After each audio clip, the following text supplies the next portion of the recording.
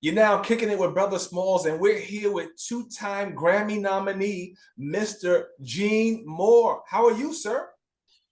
What's up, my brother? I'm doing good. Doing real Oh good. It's man, good to it's be here great to with you. be here, man. Congratulations on that new music, Introspection. Yes, sir. Thank you. I appreciate that. It was a leap of faith, brother Small. It was definitely a leap of faith, and I guess we'll get into that later on in the interview. But thank you, thank you. I appreciate No, that. tell me, how was it a leap of faith? Well, I said to my record label that this time around I wanted to do something a little different stylistically. So, for people that have followed me since the first record, they're probably used to hearing a certain sound.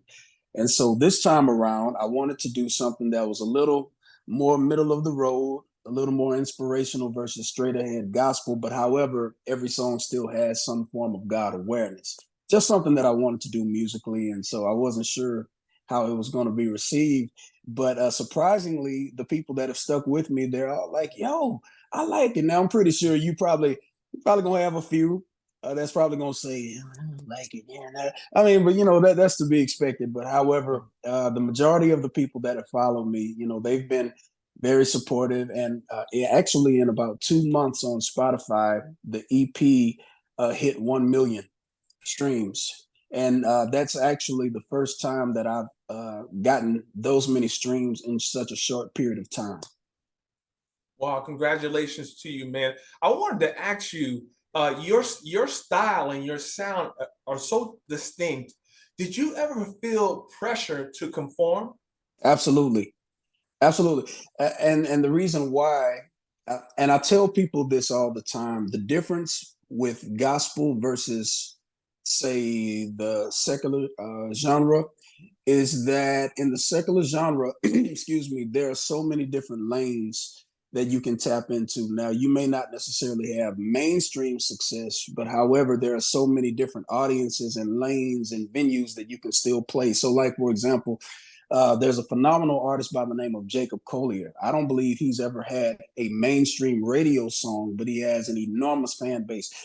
There's also Snarky Puppy. I'm not sure if you're familiar with Snarky Puppy, but Snarky Puppy, Corey Henry, these are guys who have an enormous fan base. They're doing really, really good over on that side. However, on the gospel side, it's kind of what I call monochromatic. Everything is so formula driven. So either you're a choir singer, you are a praise and worship singer, or you are a quartet singer, but it's like you have to be in some category.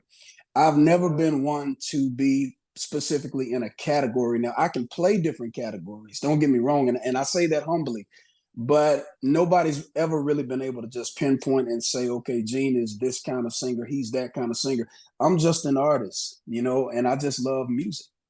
And I'm kind of one of those dudes where you just have to throw me out there and just see, who gets me, and I'm okay with that. Whoever gets me. Whoever doesn't, doesn't.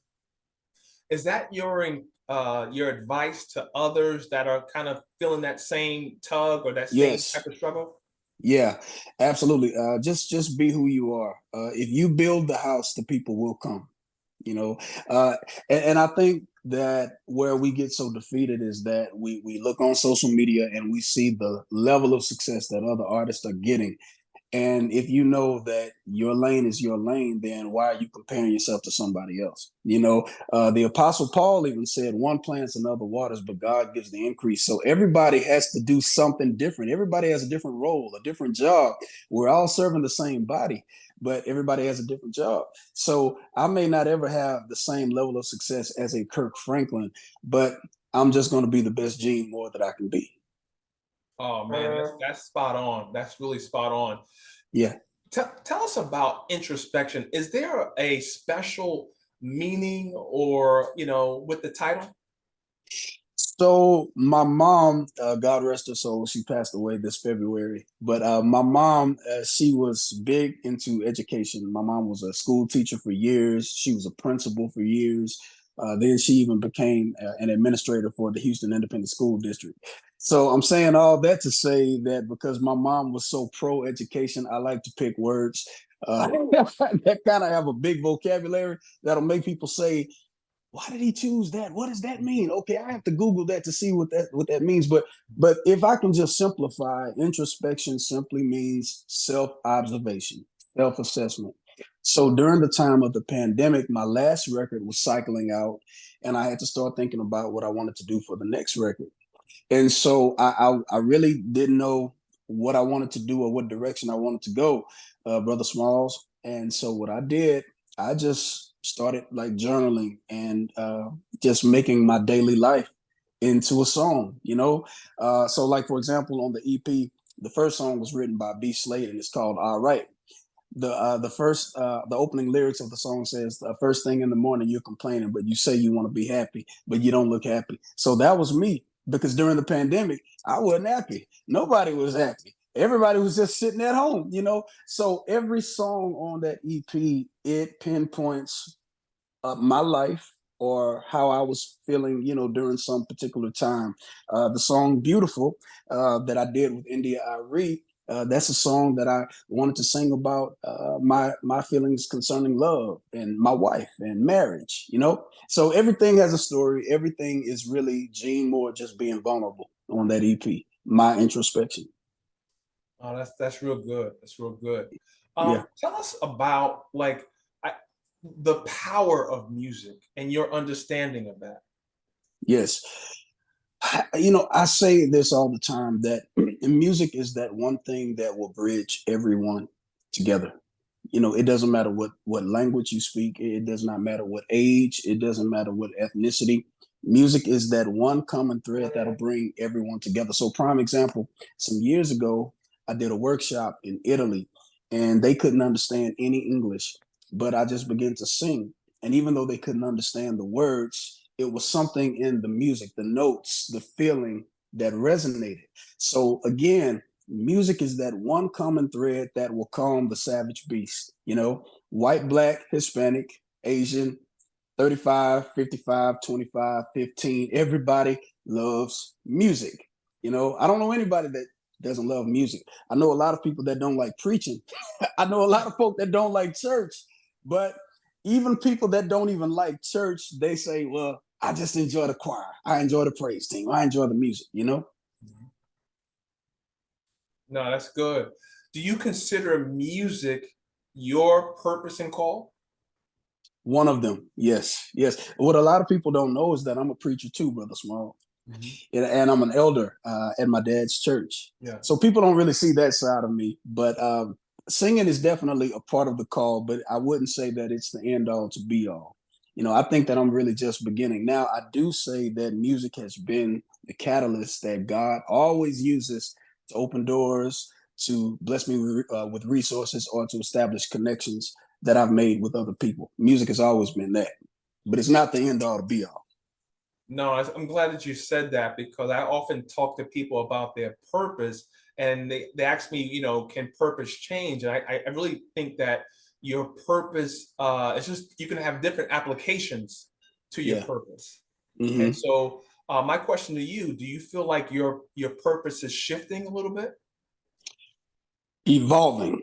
It's evolving. It's evolving. Yeah, because there's still a lot for me to do and to fulfill where I am now. Yeah. Now, if I felt like this season of my life is coming to a close and God is shifting me to something else, then I would say that, yeah. But He's definitely not bringing this particular season of music to an end. If anything, He's just giving me more and more and more.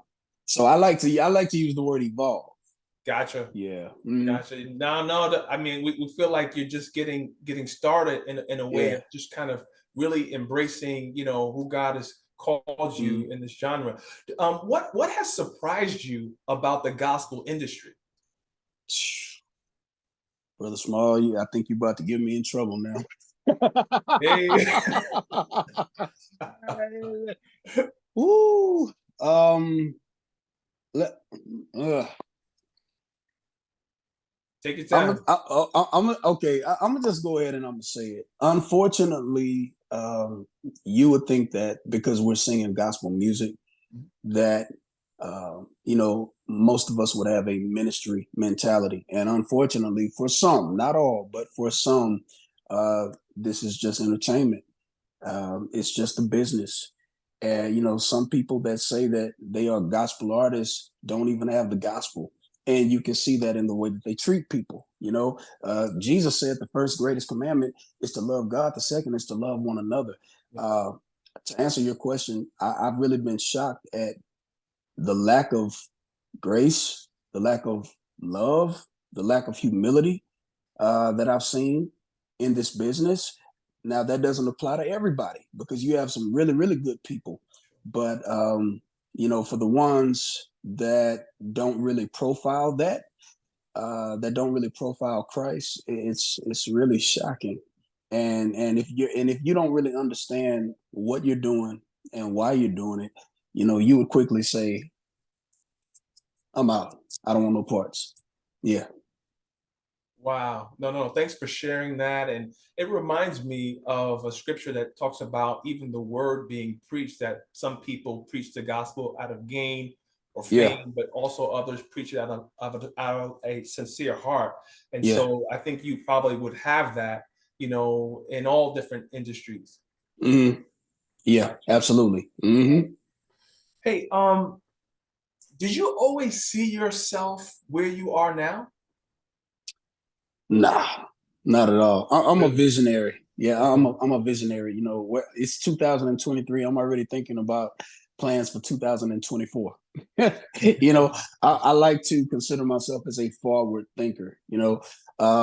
The culture is constantly changing.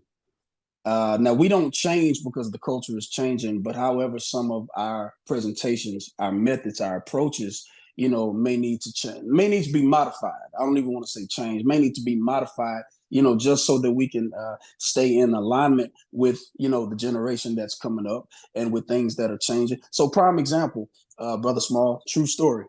I had a flip phone for years. Even when the iPhone was really popular, I was still walking around with my flip phone, and people were always laughing at me, But I had to get an iPhone because the flip phone was getting antiquated, and the flip phone didn't have the capacity or the capability to give me the things that I know that the iPhone could give me. So, like, for example, if a musician friend of mine is trying to send me a song, a track, a file, the iPhone has the capacity to be able to handle that kind of memory, whereas a flip phone doesn't.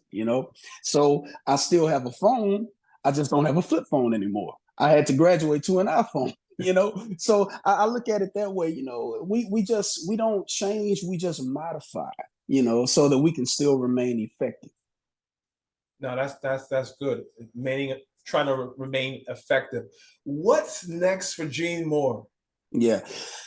Oh, well, I'm gonna put this in the atmosphere, Brother Small. I would really love to be on somebody's tour. A lot of people say, I don't like touring. I love touring. Okay. Now I got a taste of it Okay. when my record first dropped. Jonathan McReynolds, who I love, that is my brother. When he was on his My Truth tour, he allowed me to come and open some of the Texas dates of the tour. So that was my small piece of it. But I actually want to be on a real live, fully scheduled out tour. And honestly, I don't care if it's a gospel tour or a secular tour. Now, it has to be a secular tour within reason. Yeah, it has to be within reason. But still, I would really love to do that. Yeah. Well, I'm definitely going to agree with you that you're going to be on that tour. Mm-hmm. I'm going to agree with you right now. And actually, man, I'm surprised that you haven't been, they haven't been knocking down your door as far as your like Gillette or some type of razor company, because you always keep. No, I mean for real, you always keep, your beard like just immaculate and tight. So I'm thinking like, you know some company should be Mm. knocking down your door, man, so you can be a spokesman for them. I'm telling you. Well, let's put that in the atmosphere too, Brother Small. Let's put that in that because I would really love to do stuff like that. I'd love to model. I would love to be a beard endorser, Oh, spokesman. I would love all of that. Yeah. That's what's up, man. And I would love to, sit down with you when time permits, man. We can have something a live interview, man. But I really, really appreciate this time that you carved out for me. Is there anything else you want to share with our audience? Y'all keep supporting Brother Smalls. Amen. That's it. That's it. I so appreciate you, man. And you guys check out Introspection and all your streaming platforms. It's excellent music. And definitely follow my man Gene Moore. I'm going to have all of his links on this description for this video. And again, good music with a great message. And like I say all the time, you guys, smile and remember, every heartbeat is grace. Cherish life and spread love, y'all. Peace. I want you guys to remember too, hey, join the family. Share, like, comment, and subscribe to Kicking It with Brother Smalls, okay? Let's do it. Hey, Gene, thank you so much, man. And this has been excellent. Thank you, Brother Small. Thank you for having me. And God bless you and your wife as well. That's your wife, right? Yes, sir. Oh, yes, sir. All right. Hello, Mrs. Team. Smalls. We're a team. Hey, Mrs. Smalls.